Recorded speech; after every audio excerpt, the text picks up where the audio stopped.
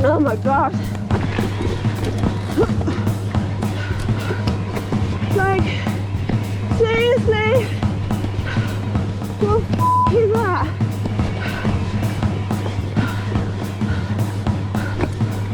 Oh.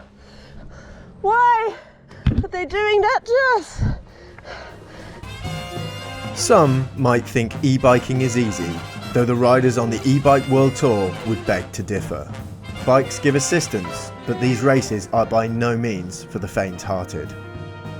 I'm John O'Verity, and this is the second stop of the e-bike world tour here in Teen Val d'Isère. The first stop of this tour was a month ago in Flachau, Austria. Switzerland's Nicole Goldi and Frenchman Jérôme Gilloux dominated. But just in case they were feeling complacent, we've thrown some strong new contenders into the mix.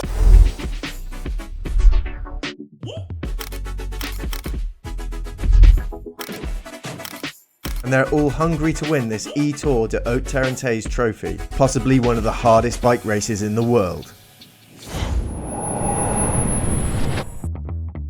The legendary ski resort Val d'Isère hosts the start of the race.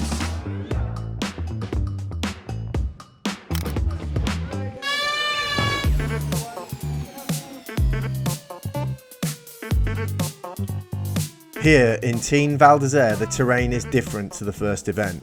The races cover less distance, though have way more vertical than in Austria, meaning steep technical climbs and descents.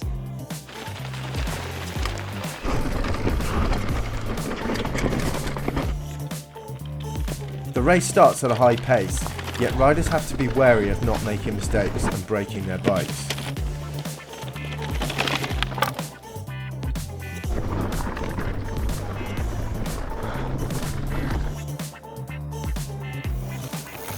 On a pit stop in Teen, I asked some quick-fire questions to get an idea of what the riders were into.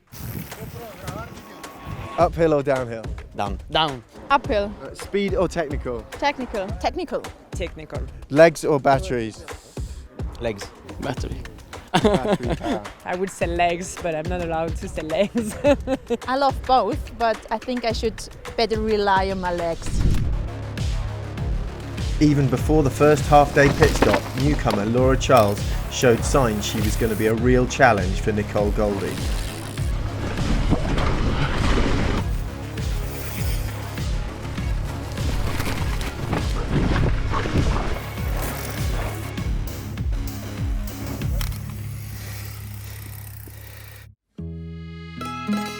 As the riders finish the first couple of time sections of the day, they head to the refuel, 30-minute stop, where the bikes and riders can be looked at before the afternoon. Meanwhile, tragedy struck Lea Deslandes. The local and 2021 winner suffered a mechanical problem. I'm with Lea Deslandes. She is working out the technical word in English of what part of her bike was broken. It looks like it's a free-wheel body. A freewheel body. Okay. That sounds like some kind of bad Google Translate. Anyway, my bike is out and I'm DNF. This is a sad day. This is a sad time.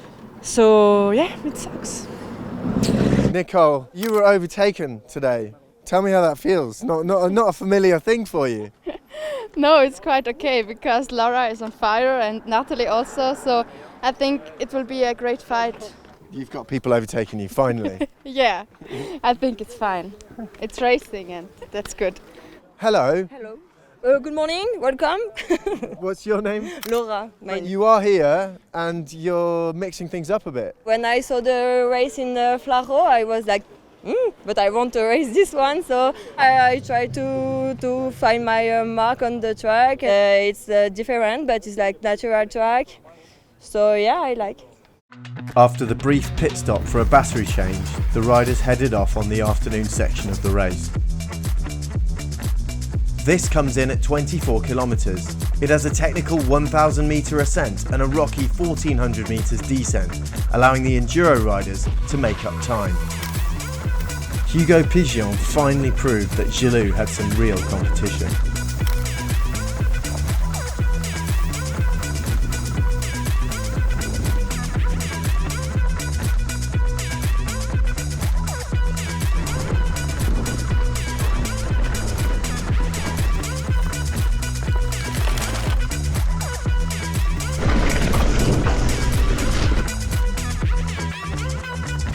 5 time sections, 5 points. That's the perfect score for Pigeon, who wins every single stage on day 1. Nicole Goldi finishes in the lead, though with a gap of only 1 point ahead of Laura Charles. We have a really close fight, I think, the three of us. It's just a matter of getting lost or not. It's really hard when you race to navigate. I guess that's part of that kind of racing. One important aspect is navigation. There are small red flags along the track, but nothing like the permanent marking from cross-country or enduro racing. Equipped with GPS, riders have to figure out their way along the multiple trails in the mountains to avoid costly mistakes. Have you been getting lost at all? Yeah, on the second one yesterday. Oh, you just get carried away. It's so fun to go down that you're like, oh yeah, I'm going down. And then you're like, oh, it's beeping. Oh, I'm the wrong way. Oh, the flag's there. Fair few people were getting lost. Yeah, I'm not lost, so... So what you're saying is that all these other people are idiots? No.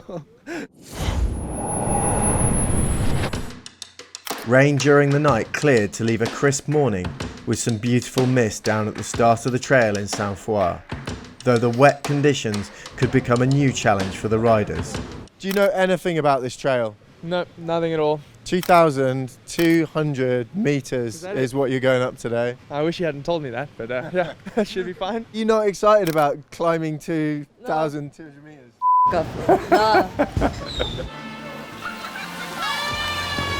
It seems day 2 is all about type 2 fun. Either you embrace it or not. The morning took the riders 17 kilometres with a vertical climb of 1,272 metres. On this exhausting section, Jérôme Gilloux saw his lead drop even further away behind Pigeon.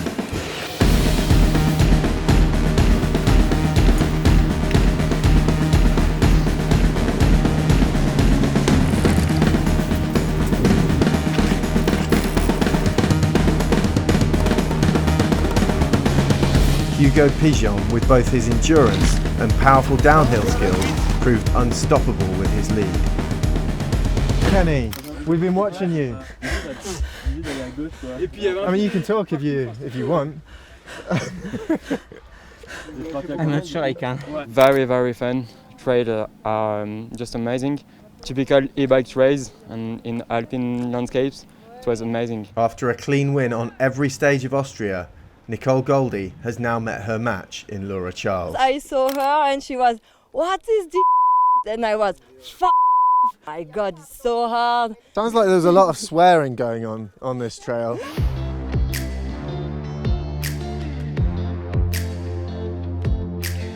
The final leg of the race has riders pushing 1,400 metres up over a pass to Teen.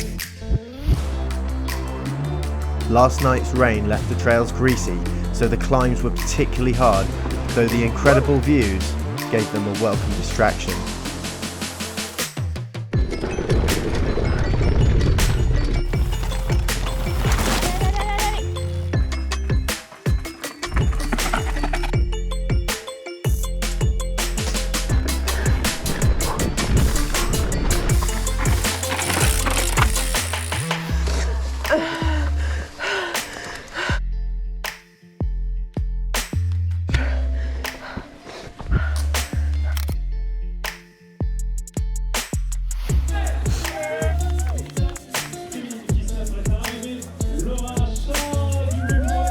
Two-thirds of the way through the tour, and we've had a mix-up of the rankings.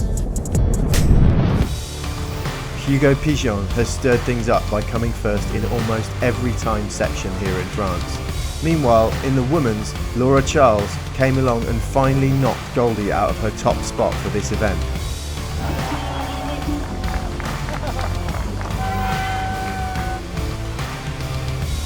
After this event, Gilloux and Goldi keep their lead on the overall season ranking.